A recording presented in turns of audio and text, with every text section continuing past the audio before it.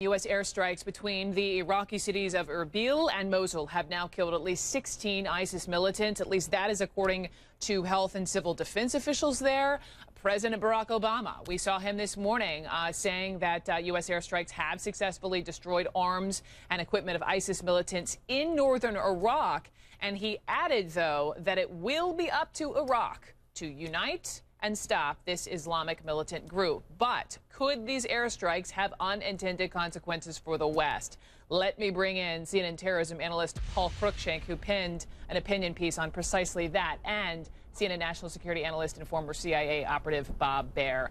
Gentlemen, appreciate you coming in on a Saturday. And Paul Cruikshank, just because you wrote this piece and you outlined it pretty specifically, but let me just begin with generally here with the U.S. going in with this airstrike campaign. I know ISIS has really been specific to the Iraq-Syria region, but might this mean retaliation in Europe or the U.S.?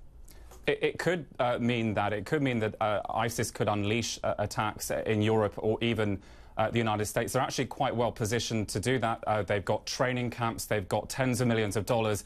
They've also got up to about 1,000 European recruits in their ranks and also dozens of Americans. And so the concern is that they could train some of these people and send them back to Europe or even the United States to carry out attacks, Brooke. Bob Baer, specifically in the United States, what are your sources telling you about ISIS?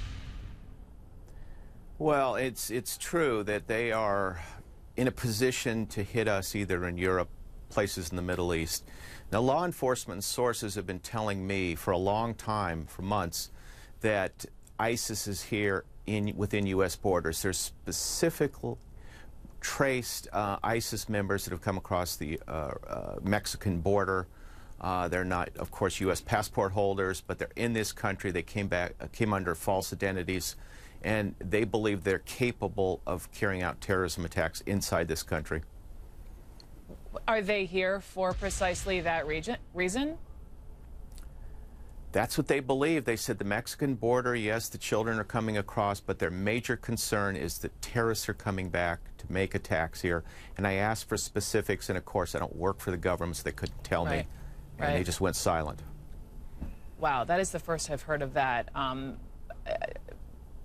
Paul, let me just ask you, off of your opinion piece, you know, you lay out these three different ways that ISIS could retaliate. In the third piece, you mentioned lone wolves, and you use the Boston bombing as a perfect example of extremists not having to be trained going overseas, learning how to make a bomb on the internet, and that is one of your fears.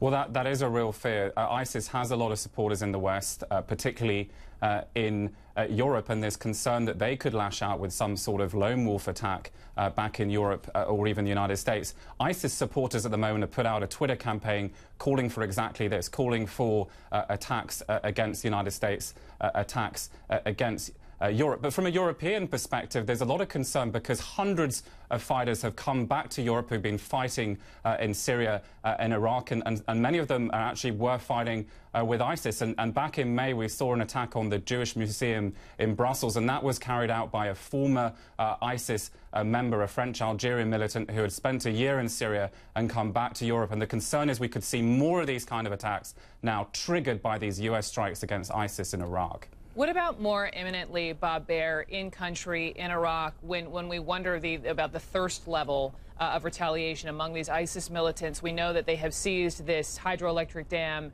in Mosul. We have talked, you and I have talked on TV before, where you really were fearful that potentially that could be used as really a weapon of mass destruction, right, to flood the Tigris, to flood people south, potentially as far as Baghdad. Do you still believe that's a possibility? Well, Brooke, I do, and here's the way it would work. Saddam in the mid-90s built military canals along the Tigris that spread out from the Mosul Dam. And the purpose of that was to specifically go after an invasion in the south, and the Shia in particular. ISIS is capable, they have engineers on the dam today, of doing that very thing. And I think if you put them, they're back against the corner, they very well could do this. I don't know specific plans, but that's certainly a fear in Iraq today. I think the biggest headline out of this conversation came from you, Bob Baer, about your sources, your law enforcement sources saying ISIS is in the U.S., coming over the Mexican border.